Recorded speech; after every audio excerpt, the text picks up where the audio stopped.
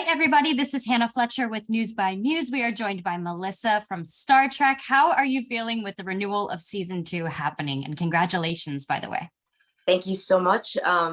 We're just over the moon. We're so excited. I think we were shooting season 1, kind of everything was very secret, and we couldn't reveal too much, and we just couldn't wait to kind of get it out into the world. And when we started shooting season 2, that's when the world started watching season 1, and so it was wonderful to be on set filming and to see that the fans and new fans and old alike were responding to Strange New Worlds just how we had hoped, which is that it was everything that they wanted from a new Star Trek show, and it harkened back to the nostalgic Star Trek that kind of got everything started back in the 60s. So yeah, we're just gonna keep doing what we're doing, and hopefully it keeps working. Definitely. And I wanted to ask you too, because I didn't have the opportunity to speak with you after the completion of season 1. So I kind of want to backtrack for a second. What was it like for you when you found out that you had the opportunity to step into a role that was created, but you're initially, I mean, you're going back to a cult classic here. I mean, it's Star Trek. So what was that like when you found out that you had that opportunity? Did you grow up as a diehard Star Trek fan? Did you have to do some research before you stepped into this position? What was that like for you? Sure. So I think one of the great things about Star Trek is that even if you were, a huge fan growing up, or you weren't a huge fan, we all know Star Trek, right? It's been really part of all of our lives. So when I was younger, the Star Trek that I had was The Next Generation, right? So I used to watch that, and I wouldn't say I was like a Trekkie or a huge fan, but I knew Star Trek. I've joked that I had a crush on Commander Riker, and then in season 2 he directed one of our episodes, which was just mind blowing. Yeah. But yeah, it was to learn that I was not only going to be on a Star Trek show, but we were going to be, essentially the years prior to the original series. And I apologize too, I lost my voice over the weekend, and it's just coming back in case it sounds a little, a little raspy. And then to learn that the character was not only new, but also actually does have a bit of TOS in the character. So Ortegas was originally a character that Gene Roddenberry wrote for the pilot. But it wasn't Erica, it was Jose Ortegas. And it became a different character, it became Jose Tyler.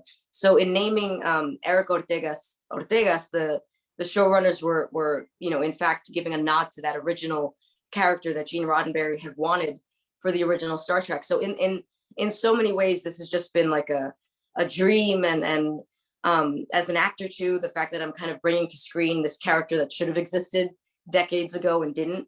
And I'm able to do it as myself, and as this wonderful new character in the midst of other legacy characters. And the fact that she's Latina, for me, so my background is Latina, and the fact that she is as well is just, it really is, I can't stress enough, a dream role. And the fans have been taking to her, and I'm very appreciative of it. Definitely. That's really neat. I didn't know that. That's awesome that you were able to step into the shoes of a character, like you said, that was initially supposed to be around. And then it's kind of like the universe saved it for you in a way. That's really neat. Absolutely. Yeah. And people have said that, and I'm always I don't even know how to respond, because I just feel like my acting career and also like my life story has in a way just kind of been leading to this moment. And for me, the best thing that I is I learned so much from the fans. Like, the Star Trek family really is a family. I've learned so much from the fans, and everyone, and I tell this to everybody, everybody working on Strange New Worlds really is a fan, so to all those diehard fans and Trekkies, I always tell them, you're in good hands. Strange New Worlds is in good hands, because it has real, real Star Trek enthusiasts, like working to make it everything that everybody wants it to be. And then, things that you're not expecting, we're going to give it to you. Very neat. Very well spoken too. Very well said. Without giving anything away, in terms of where are the Ortegas when kicking off this second season? Where do we find them?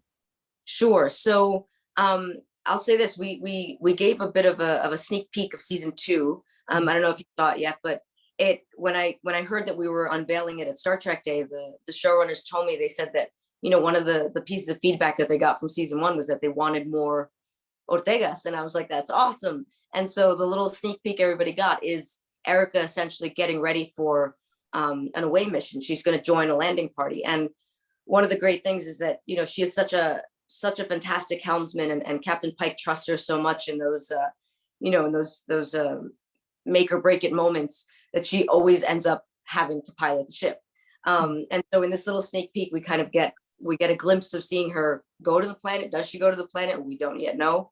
But where we see her is she's, even though we see a lot of her in season 1, but we don't see as much of her as we do, say, of the legacy characters like Spock and Pike, understandably.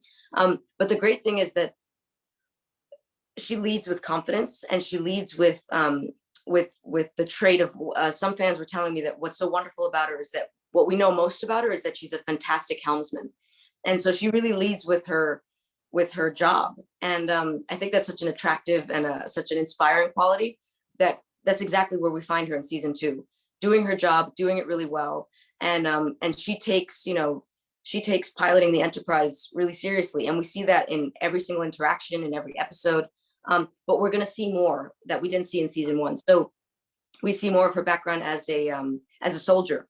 We're going to see more of her as a Latina. So I get fans asking me, are we going to see more of that in season 2? And I'm like, well, we saw that in season 1 too, even if it wasn't necessarily, spoken of. Just like for me, my background is Colombian.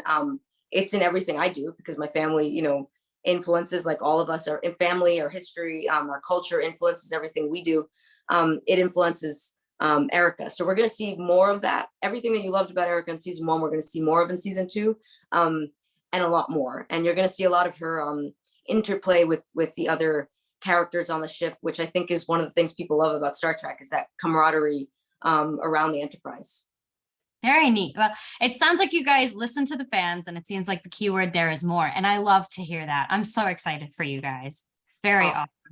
Well, thank you. Thank you so much for speaking with us. Congratulations. And I'm very excited to see the second season. Thank you again.